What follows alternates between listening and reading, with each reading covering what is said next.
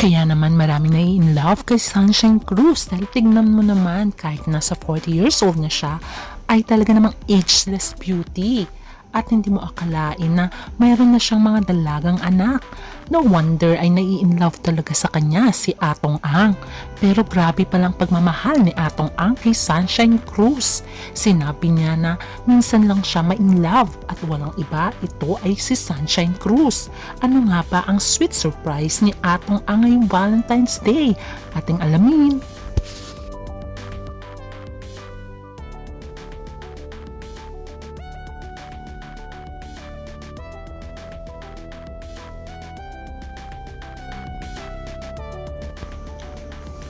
Isang napakasimpleng babae lang ni Sunshine Cruz. Galing siya sa angkan ng mga Cruz family at pinsan niya si Donna Geneva, Cheryl Cruz at tito niya rin ang sikat na aktor na walang iba kundi si Tirso Cruz III. Nasa kanilang dugo rin ang pagiging magaling na singer, kaya no wonder ay talaga namang bagay silang maging artista at singer. Kinasal siya kay Cesar Montano. Unfortunately ay naghiwalay sila after how many years na pagsasama at nagkaroon sila ng 4 na anak. Ngayon ay magkaibigan na sila ni Cesar Montano at kaibigan din ni Sunshine ang kapartner ngayon ni Cesar. Kaya naman sabi nga nila it's time for love kay Sunshine. After ni Cesar Montano ay naging karelasyon niya ang anak ni Chuck Matay na walang iba kundi si Maki Matay na half-brother ni Aramina. Tumagal din ng more than 4 years ang kanilang relasyon, pero ayon kay Sunshine ay walang kaplano-plano sa kanya. Kaya ito ang dahilan na pakikipaghiwalay ni Sunshine Cruz kay Maki Matay. Siyempre kahit sinong babae, sabi ni Sunshine ay nais na magkaroon din ng plano sa kanyang lalaki. Unfortunately ay hindi niya nakikita kay Maki Matay yun. Alam niyo ba, after maghiwalay ni Sunshine at Cesar Montano, alam niyo ba na magkahiwalay si Cesar Montano at Sunshine Cruz ay matagal nang gusto nitong si Atong Ang si Sunshine at niligawan niya talaga ito at nagpapadala siya ng mga flowers. Pero siya ay nabasted kay Sunshine at dahil doon ay tinigil muna nga nito ni Atong ang kanyang panliligaw kasi may ibang napupusuan itong si Sunshine. Kaya naman tumigil na itong si Atong Ang dahil gusto niyang magbigay ng respeto kung may iba namang gusto si Sunshine. Alam niyo ba na wala naman nalilink kay Atong Ang kundi si Gretchen Barreto. Ayon sa iba na baka daw may relasyon si Gretchen at si Atong Ang, pero inamin ni Atong Ang na parang kapatid niya lang si Gretchen at parang respeto na rin sa karelasyon nito na si Kuangko, kaya naman wag na daw silang iintriga. At ayon pa nga kay Atong ay masaya siya sa kanyang pamilya, kaya wag dinadamay-damay si Gretchen dahil magkaibigang matalik ang aking asawa at ang aking pamilya sa pamilya ni Gretchen. Samantalang si Gretchen ay dead malamang daw sa mga intriga sa kanya at wala siyang pakialam dahil business partner niya lang si Atong Ang at pare niya na tong kapatid at matagal na sila magkaibigan. Kaya naman sabi ni Gretchen dati ay itigil na ang mga spekulasyon tungkol sa kanila ni Atong Ang.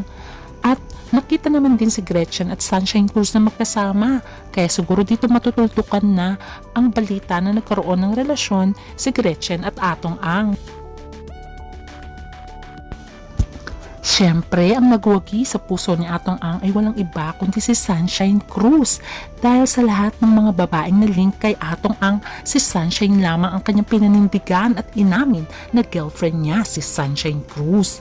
O diba, sino namang babae ang hindi matutuwa dahil sa isa tong mayamang business tycoon? Kaya naman pala sobrang blooming ni Sunshine. Maganda na siya pero lalo siyang gumaganda dahil buhay reyna na siya ngayon sa piling ni Atong Ang.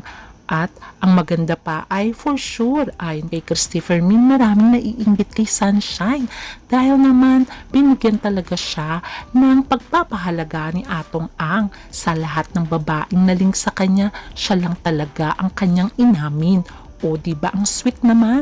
At hindi lamang yun, talaga daw itong si Atong Ang ay nagpakilala sa pamilya ni Sunshine at talagang pinuntahan niya pa ang lolo nito at nagpakain pa hindi lamang ang pamilya ni Sunshine kundi buong barangay. Ikaw ba naman hindi masusurprise pag ganun ang ginawa? At kinausap niya pa ang may-ari ng Benz at sinabi niyang kunin si Sunshine bilang endorser. Although malakas ang bakar ni Sunshine, pero deserve naman din ni Sunshine maging bench body model dahil bukod sa napaka-sexy nito sa kanyang edad ay napakakinis pa at talaga naman mapapahanga ka sa kanyang katawan. Pero ang pinagtataka ng lahat ay binibenta ni Sunshine ang dating niyang bahay. Kaya naman nagulat ang lahat, siguro may mansyon nang ibibigay sa kanya itong si Atong Ang kasi sinasabi ni Sunshine na nagpapagawa siya ng bahay.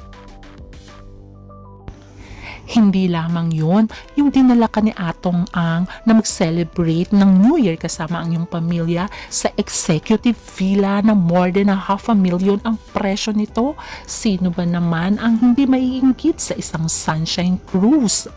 At lalong kaiinggitan si Sunshine dahil nga sa mga pa-surprise flowers ni Atong Ang ngayong Valentine's Day.